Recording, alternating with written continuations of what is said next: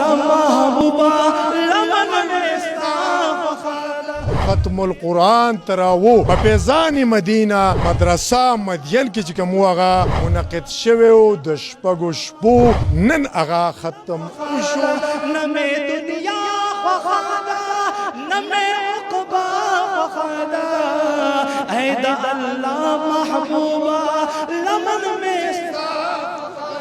ما عاجز ما شړل زانا ما عاجز ما شړل زانا قربان شمال چلو آیا ہے ماہ سیاہ جنت کا ماہ چلو مولا کی چاہت سے دل کو بسائے چلو نوریوں کی سجی ہر طرف محفلیں مسجدوں میں تراویح کی رونق محبت حبیبا زما دولت ستایو دیدار پولا زما جنت دے ماتا د ټول جهان نگرانا ماتا د ټول جهان نگرانا قربان شمال غواړه ما تر خپل ځانا و جانانا کی رونقیں اور تلاوت کی آباد ہے مجلس آسماں سے برسنے لگی رحمتیں مولا کی چاہت سے دل کو بسائے چلو مولا کی چاہت سے دل کو بسائے چلو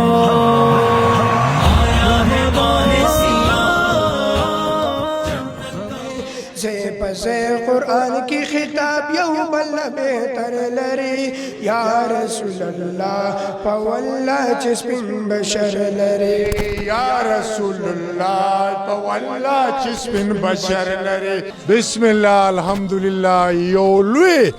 محفل چې کوم هغه د ختم القرآن تراو په فیضان مدینه مدرسه مدین کې چې کوم هغه منعقد شوی و د شپږو شپو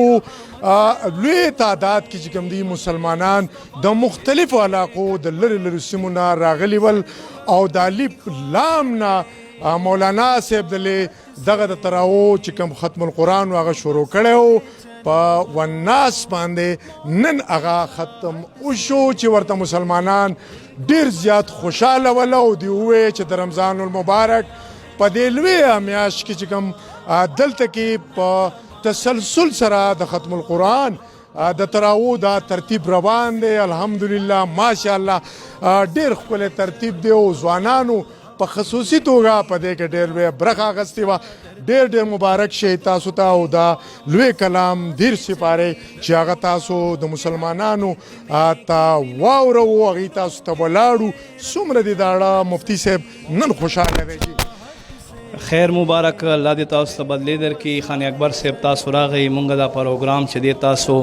وکتو او ځان سره مو ریکارډ کو ولې زه تاسو شکریا ادا کوم الحمدلله هر یو کس له ماشوم نواله تر سپینګیري بزرگ پورې هر یو کس خوشاله دی او دا زمونږ الحمدلله هر کال ته د شپږو شپو ختم وي مونږ شپږ سپارې هره شپه وایو تقریبا 2 نیمې غنټې ټیم په باندې لګي ښه په باندې پوهېږي ښه په تسلۍ سره وایو او ماشاءالله سکال هم په 2024 کې 1445 سنی هجری رمضان شریف کې هم اول شپې نه موږ سره کسان شریک شول دومره خلکو چې جمعات کې ځای نه او داسې ځای کې به ولاړو الحمدلله دا په شوق سره راځي محبت سره راځي بس د تاسو له اړخه دا پیغام زه هغو خلکو ته ورکوم چې دا میاشت د قرآن میاشت دی دا میاشت د تلاوتونو میاشت دی دا میاشت د عبادتونو میاشت دی کوشش کوئ زما مسلمانانو ورونو چې مونږ دلته ودرېدی شو د شپږو شپو ختم کولی شو نو تاسو هم کوشش کوئ شل رکاته تراویح کوئ په رمضان شریف کې یو ختم خامخا کوئ او تلاوت خامخا کوئ قرآن مه هېروئ په آخر کې یو حدیث درته بیانومه مونږ ځکه دومره شوق لرو الله محبوب فرمایي وایي دا قرآن مثال زما رب او مخلوق تر منځ داسې دی لکه رازوړنده شوې رسۍ فرمایي یو طرف ته الله په دست قدرت کې دی او بل طرف ته مخلوق کې چې چا هم دا قرآن ونیسلو دا په دنیا کامیاب دی او په آخرت کامیاب دی. مونږ دې له جاته محبت کو تاسو ته هم زمونږ دا پیغام دی چې قرآن ډیر ډیر اورئ او زمونږ دا خیبر چینل چې دی دا ډیر اورئ ځکه چې زمونږ دا ډیر ښکلي پروګرامونه مخکې کوي. شکریه والسلام. اول نمبر خو موږ د مفتی صاحب ډېر زیاته شکریا ادا کوو ځکه دا سویم کال دی چې موږ دلته کې راځو د شپږو شپو ختم هغه موږ اورو او موږ د شکر الحمدلله د دوی سره هغه موږ شاګردي هم کړې ده. موږ دا زموږ استادان کرام دي او دوی چې کوم دی په ډېر لوی هغه سره چې کوم دی نور علما کرام هغه هم راولي دي ختم دپاره او اکثر داسې شي چې د لکې مروت نه چې کوم دی اکثر بعضې نوم قاریان نه ولي او دلته کې په فیضان مدین کې چې کوم دی نو دلته کې ختم قرآن کوي. موږ د مولوي صاحب ډېر زیاته شکریا ادا کوو. شال دې د یاسین تجدلو لا کل پسر لري یا رسول الله په والله چې سپین بشر لري یا رسول الله په والله چې سپین بشر لري. شال دې د یاسین تجدلو لا کل پسر لري یا رسول بشر لري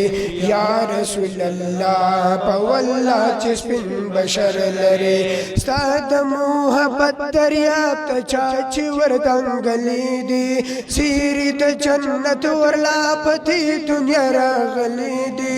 سیری د جنت ورلا پتی دنیا راغلی دي. زی پزی قرآن کی خطاب یو بل بہتر لري یا رسول الله په والله چې سپین بشر لري یا رسول الله په والله چې سپین بشر لري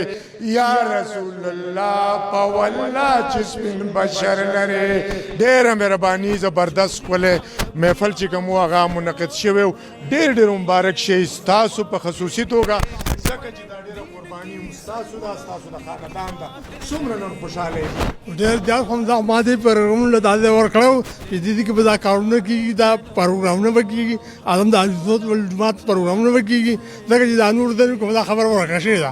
غیر چاپېره دا یو ځای پاتې مچ دا دې ولا بنیاد جوړ کړم دې راکاروي. دا راته ووایه چې د مفتي صاحب څومره خواري وکړه او څومره لوی محنت یې وکړو نن په مدین کې څومره لوی مقام چې کوم دی هغه جوړ دی. ښه پروګرام جوړ دی دا د په برکت دی دا زموږ دا منډي تېر دی تکړه دی جومات یې آباد کو د پسې خلک راځي. بچوړی ډېر زیات خوشحاله دا مخ ته بالکل د خندانه چې کوم دی راټولیږي نه څه وجه ده نن چې دا دومره خوشحاله شکر الحمدلله الله نه ډېر زیات خوشحاله یو چې زموږ په دې جومات کې ختم شو. د قاري صاحب ډېر زیات شکرګزار یو چې په کال په کال دلته د شپږ شپو ختم کېږي او موږ ټول ورته راځو ښه په مینه محبت باندې تراویح کو ښه په خوشحالي. شکر الحمدلله د ډېر شي قاریان دي صاحبان دي ټول الحمدلله حفظ قرآن شوي دي او روزانه ختمونه یې هر ټایم یې او په میاشت کې ختمونه کېږي او الله دې قاري صاحب له ژوند ورکړي او سړي دې موږ له خدای ژوند درکړي چې موږ ته دا سبقونه ښیي. موږ خو همیشه دلته کې راځو د قاری صاحب نه مفتی صاحب نه موږ ډېر مطمئن یو او ډېر په ښکلي انداز باندې دا خلک مطمئن کی مطمئن کړی دی او د جومات الله پاک د ده په دغه باندې د دعاګانو په برکت باندې د علم په برکت باندې دا روان شوی دی او خلک ډېر زیات قدر کوي او ډېر خوږ سړی دی او ډېر قدردان سړی دی او ډېر عالمان او ډېر طالب علمان